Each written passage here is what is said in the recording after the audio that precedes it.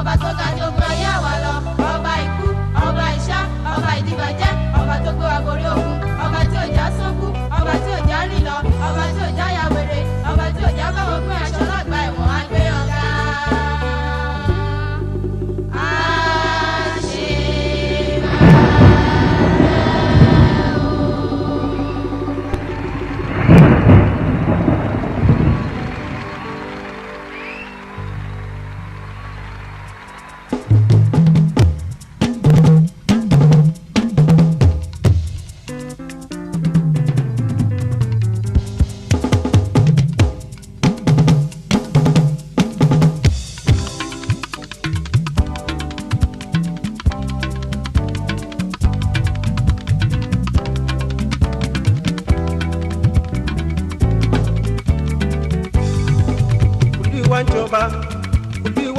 Olúwa ń jọba jẹ́ kí ayé kó yọ̀, orúkọ rẹ̀ pọ̀, ògo rẹ̀ kọ́ yọ̀yọ̀. Olúwa ń jọba, ó ń jọba, ó ń jọba. Olúwa ń jọba, Olúwa ń jọba, Olúwa ń jọba jẹ́ kí ayé kó yọ̀, orúkọ rẹ̀ pọ̀, ògo rẹ̀ kọ́ yọ̀yọ̀. Olúwa ń jọba, ó ń jọba, ó ń jọba. Olúwa ń jọba, Olúwa ń jọba, Olúwa ń jọba jẹ́ kí ayé kó yọ̀ ṣẹ̀ṣẹ̀. Orúkọ rẹ̀ pọ̀, ògo rẹ̀ kọ́ yọ̀yọ̀. Olúwa ń jọba, ó ń jọba, ó ń jọba. Olúwa ń jọba, Olúwa ń jọba, Olúwa ń jọba jẹ́ kí ayé kó yọ̀, orúkọ rẹ̀ pọ̀, ògo rẹ̀ kọ́ yọ̀yọ̀. Olúwa ń jọba, ó ń jọba, ó ń jọba.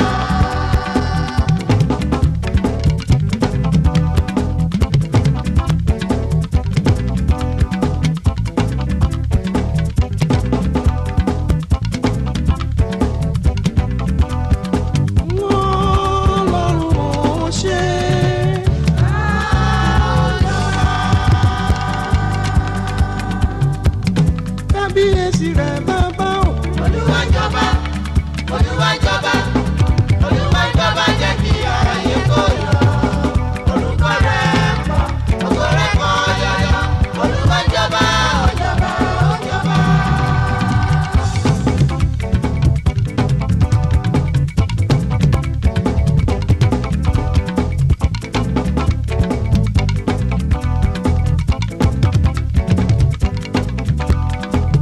I am a winner in the Lord, oh. I'm in the family of God, by the power in the name and the blood of Jesus. I am a winner in the Lord. I am a winner in the Lord. I'm in the family of God, by the power in the name and the blood of Jesus.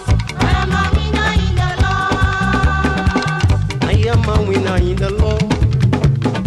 I'm in the family of God, by the power in the name and the blood of Jesus. I am a winner in the Lord. I am a winner in the Lord. I'm in the family of God, by the power in the name and the blood of Jesus.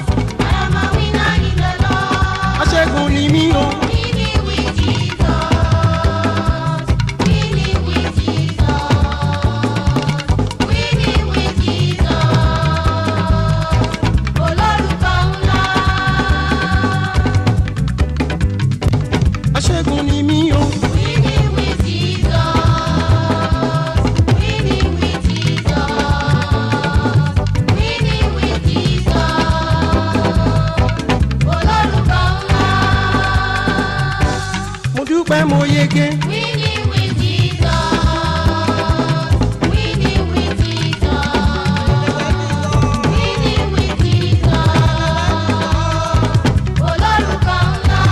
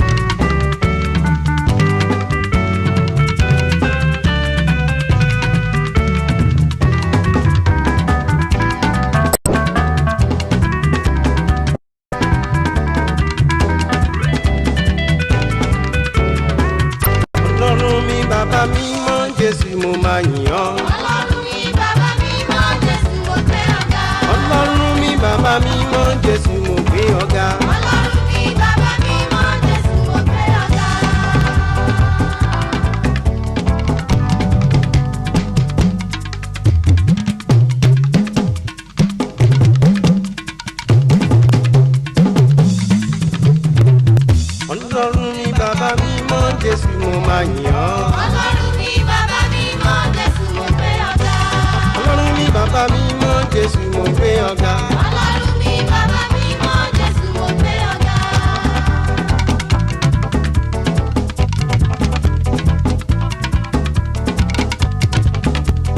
Ẹ pé Jésù Olúwa kí n gbà o.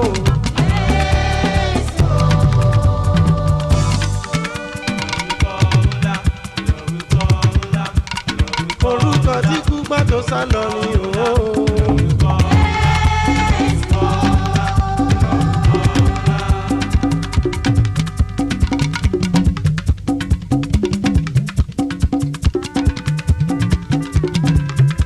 Àti ẹ wá gbé Jésù Olúwa ga, ẹ bá wá gbé dàdí mi lárugẹ, òun wa nílà ń gbé lárugẹ, ọba tó jẹ́ mímọ́ tó ṣò mímọ́ tó ń gbé bí mímọ́, Ọlọ́run ọ̀gá ògo.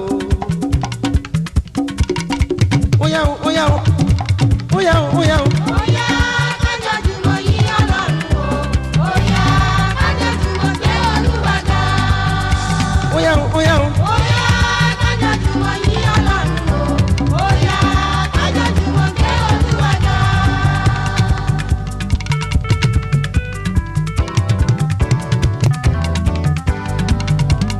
Óyá, ó yẹ ká lè gbé ìjánu, ọ̀pọ̀ ló yá láàyè lọ́pẹ́ ọmọ lọ́dọ̀ bàbá.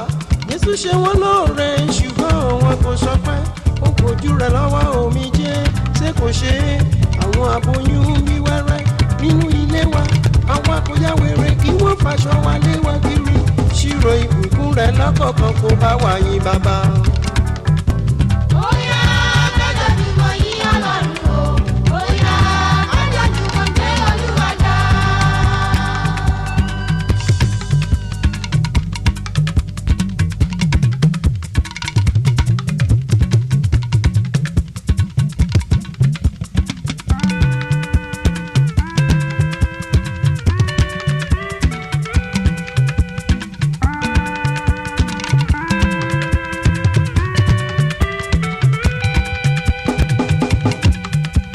Ó lórúkọ ńlá o.